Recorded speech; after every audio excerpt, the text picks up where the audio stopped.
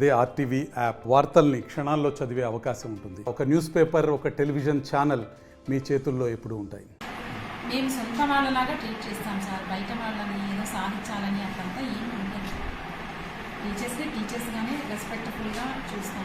ఎందుకంటే అట్లా మాట్లాడడానికి పిల్లలు కూడా వాళ్ళ పేరెంట్స్ ఎట్లా చూసుకుంటారో మేము అట్లాగే చూసుకుంటాం. హౌస్ మదర్, హౌస్ పేరెంట్ ఉండే సార్. గురుకుల పాఠశాల దేవపట్ల గర్ల్స్ గురుకుల పాఠశాల. ఇక్కడ మేడం వచ్చేసి ప్రిన్సిపాల్ మేడం గారు 7th క్లాస్ అశ్విని మేడం గారిని మార్నింగ్ కొట్టడం జరిగింది. ఎందువల్ల కొట్టిందంటే మేడం వచ్చేసి గత 3 days ఉంటే హాలిడేస్ వచ్చినాయి. హాలిడేస్ వచ్చేసి మేడం ఇన్ఛార్జి కాదు, రాత్రి కాటికి నైట్ డ్యూటీ మేడం వాళ్ళు 4 స్టాఫ్ డ్యూటీ చేసినారు. నేను మేడం లేని పక్షంలో మార్నింగ్ వచ్చి పిల్లలు వెళ్ళన్నారు, ఎవరికైనా 3 days నుంచి సెలవులు కదా నేను రాలేదు, మీకేం సిక్కు ఏం ప్రాబ్లం, జ్వరాలు దగ్గులు పడినాయంటే రాత్రి ఏరో పాప కరెంట్ శాఖ తగిలిందంట. ఆ అమ్మాయిని చూపించినారు. ఆ అమ్మాయి పోయి మేడం ఏం మేడం పాపకి ఇట్లా జరిగిందంట కదా మేడం ఏమని ప్రిన్సిపాల్ మేడం పిలుచుకొని చూపించినారు. చూపిస్తే madam principal madam Ashwini madam కొట్టేసిపోతే మేము మా పిల్లలు ఈరోజు స్కూల్కి చెవునొప్పి వచ్చేసి పిలుచుకొని చూపిస్తే ఇక్కడ వదిలితే మేడం ఏడుస్తాను బయటపడి. టీచర్లే కొడతాను, పిల్లలు ఏం మెయింటైన్ చేస్తున్నారు సార్. ఇప్పుడు మా మేడం వాళ్ళు ఇప్పుడు అంతా బయట వాళ్ళు మేడం వాళ్ళ భర్త వాళ్ళ పేరెంట్స్ అందరూ వచ్చేసినారు మేడం సార్ ఇక్కడికి. ఇప్పుడు మాట్లాడినాం సార్. ఇప్పుడు అందరం అప్పుడు లేవు సార్. నైట్ పొద్దున్న మార్నింగ్ 8:30కే కొట్టినారంట, పిలిచి కొట్టినారంట.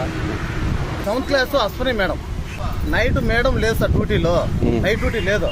మార్నింగ్ వచ్చేసి చిక్కు ఏమైనా ప్రాబ్లం ఉన్నా అని క్లాస్కి వెళ్ళి అందరిని అడిగింది 7th క్లాస్ వాళ్ళు. మేడం రాత్రి అమ్మాయి కరెంట్ శాఖ తగిలి చేయి ఇట్లా అయ్యింది ఏమంటే ఆ అమ్మాయి వచ్చి మేడం వచ్చేసి ఆ పాపను తీసుకుని ప్రిన్సిపాల్ మేడం దగ్గరికి పిలుచుకొని పోయింది.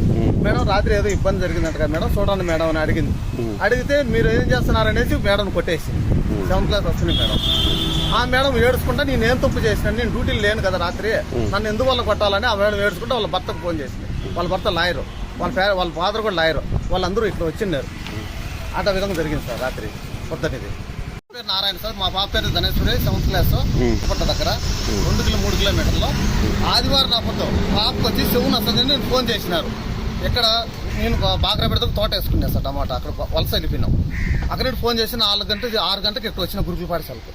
Madam house madam Madhumathi madam నా బిడ్డకి చెవును వస్తుంది, వాపు వచ్చి జ్వరం వచ్చేస్తుంది మేడం, ఫుల్ ఫీవర్, పంపించండి మేడం బయటకని అడిగితే ఇక్కడింటి పోయి ఇంజక్షన్ వేయించి మళ్ళీ డ్రాప్ తీసి మళ్ళీ వదిలేసిపోతామంటే ఆడ మేడం ఈ మేడం వాళ్ళు అడిగితే ఇక్కడ నైట్ డ్యూటీ చేసేవాళ్ళు, ఆదివారం నైట్ డ్యూటీ వాళ్ళ పేర్లు మనకు తెలియదు కదా sir.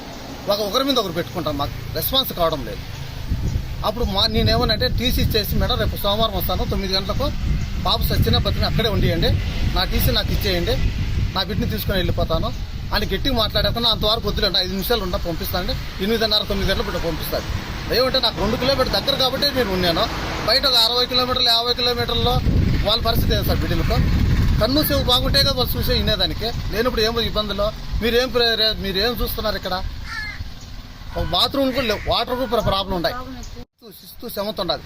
Asian house Madhumati madam అడిగితే రెస్పాన్స్ కాకుండా ఈ అశ్విని మేడం చిన్న విషయానికైనా కానీ ఆ మేడంతో కొట్లాడద్దన్నా, అడగద్దన్నా, నేను ఉండగానే పంపిస్తాన్నా, నీకు ఎందుకని పాప బాగా చూసుకుంటున్నా అని అంత బాగుండే. ఆమె ఇప్పుడు ఏదో పిల్లలు పేరెంట్స్ వచ్చి వాళ్ళు ఏడుస్తున్నారు, మేడం మీరు మంచివాళ్ళు మేడం, మేము మంచిదని అందరూ చెప్తున్నారంటే వాళ్ళు కూడా ఇదే బాధపడుకుంటున్నారు. మరిన్ని వీడియోస్ కోసం ఛానల్ ని సబ్స్క్రైబ్ చేయండి, లేటెస్ట్ అప్డేట్స్ కోసం వాట్సాప్ ఛానల్ ని ఫాలో చేయండి, అండ్ లింక్ డిస్క్రిప్షన్ లో ఉంది.